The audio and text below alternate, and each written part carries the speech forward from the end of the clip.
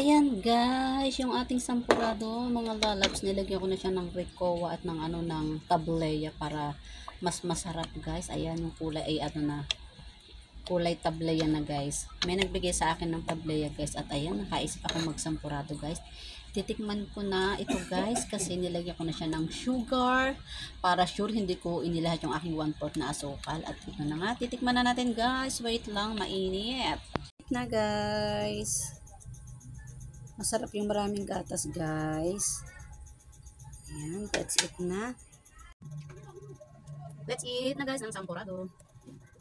Purong tableya to guys. Tapos sinamahan ko pa ng Ricoa. Tignan natin, ito na yung Ricoa. Kung masarap.